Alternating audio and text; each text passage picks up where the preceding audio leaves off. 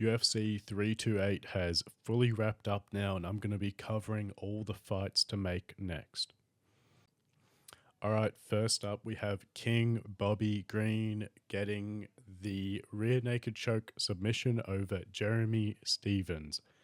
This one came easy to him. Bobby was shit talking, styling like usual.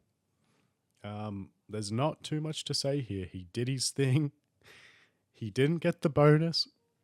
He Dana White gave him his custom shorts reward. All is good. The next fight for King Bobby Green is Terrence McKinney. Terrence McKinney versus King Bobby Green is the fight to make. Yeah, I think this is going to be a fan favorite. McKinney is coming off a round one finish as well by KO. This is going to be a fan favorite one. I think this should open for a fight night. No, I think this is pay-per-view worthy. I think this should open for the main card of a pay-per-view. Someone is going to sleep.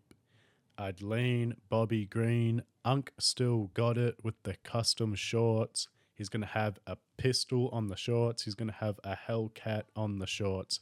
I'm going to go Bobby Green for this one. This one is going to be a banger. All right, you already know Jeremy Stevens went to sleep by rear naked choke. I don't like Stevens, so I'm not going to be giving him a matchup. He needs to be cut from the UFC. He is a bum. Moving on. All right, next up, I think JDM and Buckley should face off. They are both coming off complete domination losses. JDM got completely slimed out on the feet by Prates.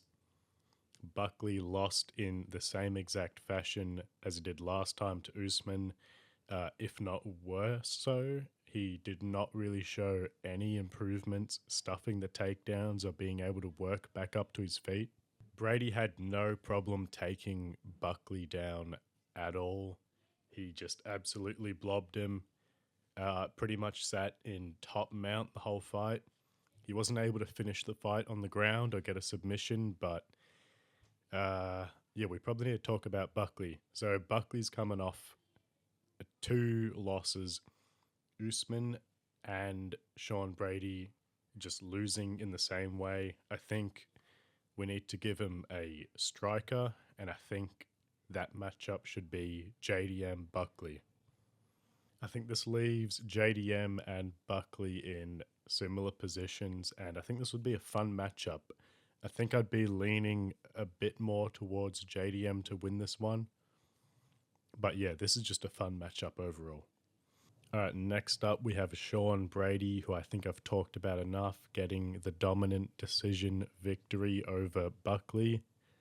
I think his next matchup should be Kamaru Usman. Usman is also coming off a win against Joaquin Buckley, so it's a bit funny. That was a long time ago now. I think it was about a year or so. You know, Usman's been sitting out for a while, and I don't think it looks good rewarding Usman with the Brady fight, but I think it's what's going to happen. Brady's not going to get Prates. Morales has just knocked him out. He could get JDM, who I think he would also dominate. I don't think that's going to happen. I think he's going to get Usman. And I think that's actually quite a good fight. On this one, I think I'd lean a bit more towards Brady to possibly out-grapple Usman. I don't know if Usman has enough on the feet to edge it out if it stands up, which I don't think that's the kind of fight this is going to be. I think I'd be leaning towards Brady on this one. I think Usman is well past his prime. You know, he still looks good. I just don't think he's at that same level anymore. Next up, we have Alexander Volkov getting a clear win over Waldo Cortez Acosta. People are saying Waldo won this one. I don't think that's the case at all. I think two of the rounds clearly went to Volkov. I don't think this is the best Volkov looked. I think there were a few close moments where he sort of got tagged pretty hard. I think Volkov's a bit funny in that way. You know, sometimes he looks great and you think he needs another title shot, which we will get to that in a second. And then uh, last night, he just did not look that great. Um, you know, he definitely won it. It was clear. A fight can be clear and close at the same time. Sean Strickland versus Hamzat Chimaev, a close fight, but clear 3-2. I don't think that should have been a split decision either. But yeah, a fight can be close, but a clear win at the same time. But yeah, Volkov is just whipping low kicks. Every now and then he's mixing in a body kick. He flicked up a head kick a couple times, and I think one of them landed pretty well, sort of stunned Waldo. Um, there wasn't too much else from Volkov, really. He's sort of backing up the whole fight. Waldo just did not have the reach to get in and really pull the fight back in the striking. I will give it to Waldo though. He was getting slammed with leg kicks and they really did not seem to be affecting him much at all. He was pressing forward the entire fight.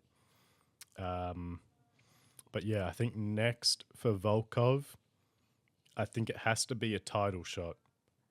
After whatever happens with Pereira and Gane, that outcome, obviously they are going to fight for the title. Whoever is still holding the title after that, I think Volkov gets the title shot, whether it's Gane, Pereira, or Tom Aspinall. All right, next up we have Waldo Cortez Acosta coming off a clear but close loss to Alexander Volkov. Yeah, Volkov just wanted to stay on the outside the whole fight. Costa was sort of trying to bait him in a few times, and Volkov just would not go for it. Even when it looked like Volkov could have finished Acosta, he just would not go for it at all. Costa's sort of talking shit to him a bit as well. The next fight for Waldo Cortez Acosta, I think, should be Josh Hockett after the White House card. I think Josh Hockett will beat Derek Lewis, and I think this is a pretty hype matchup. I think someone's going to sleep. There's going to be a lot of shit talk. I think any Josh Hockett fight from now on is going to have a lot of shit talk, but I think this is a great matchup. People are saying Acosta should fight Curtis Blades, but I don't think that's, a very good matchup. I don't think it makes a lot of sense. I think he should fight Josh Hockett. But yeah, Josh Hockett versus Waldo Cortez Acosta. Let's make that fight. All right, moving on, we have reigning flyweight champion Joshua Van.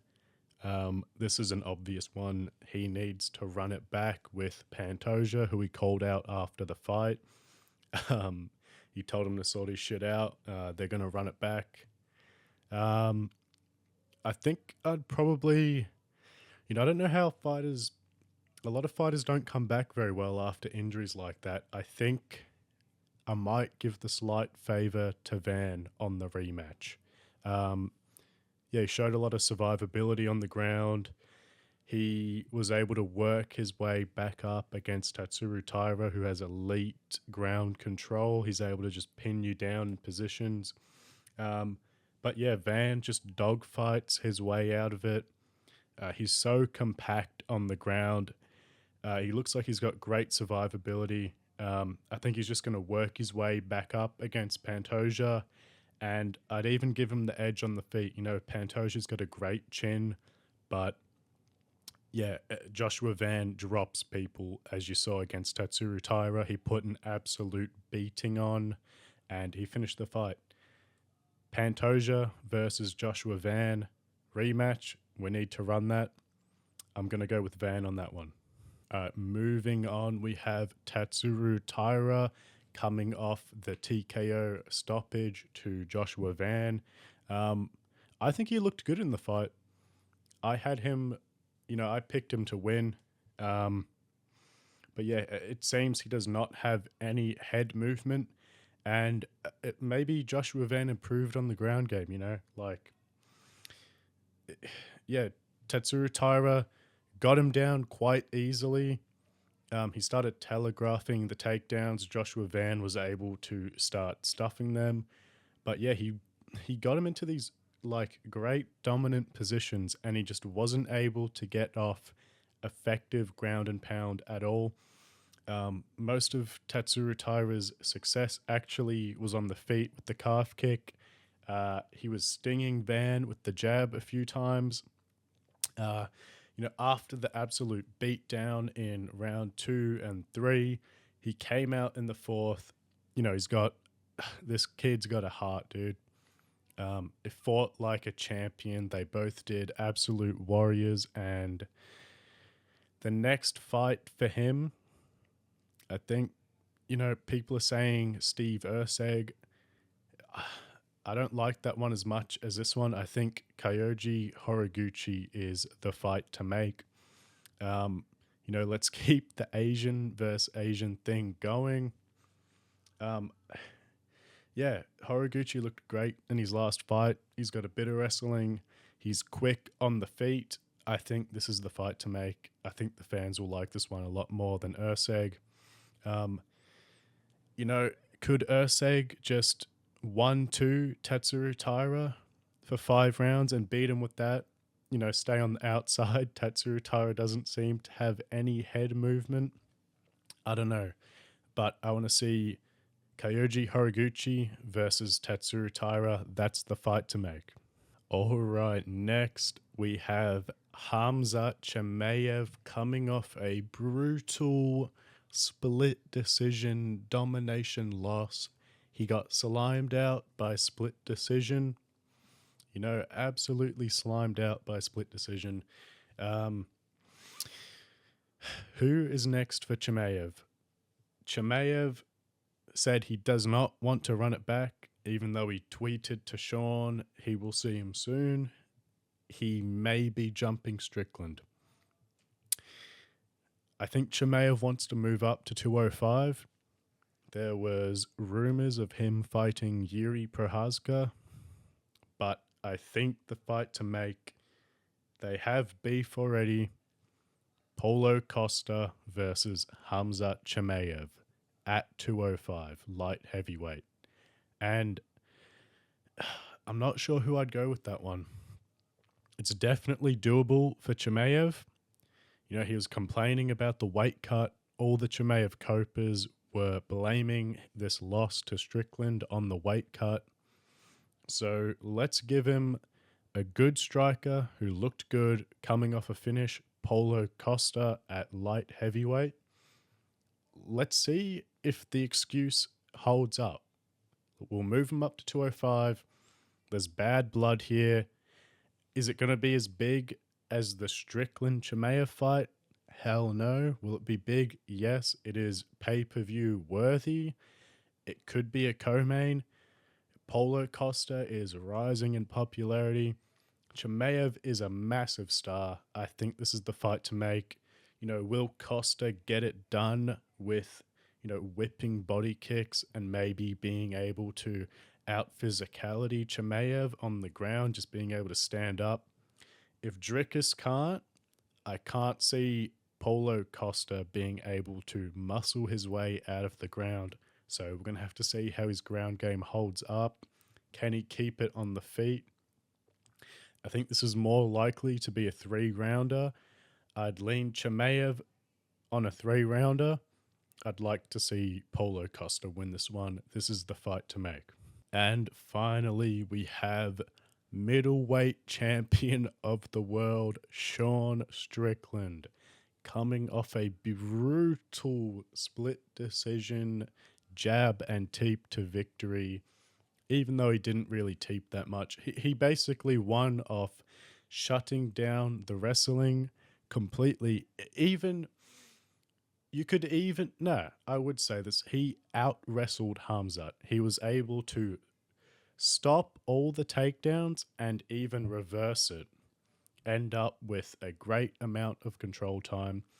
And he was able to keep this on the feet and win with essentially a jab, which is nothing new.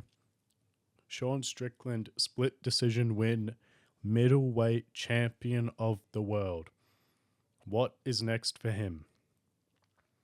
Next for Sean Strickland, I think, is the real middleweight king, Dricus du Plessis. First, I think we run Imavov, Dricus du Plessis, and then, Dricus is obviously going to win that. The GOAT is too good. I believe DDP actually hired Sean Strickland as a better stylistic matchup against Chimaev to win, so he can get the belt back and make all of us happy. Feed Imavov to the king, DDP. DDP is going to finish him easy. No problem at all. I'm not biased here, okay? Not biased at all. Then we run the trilogy. DDP's already 2 up against Sean Strickland.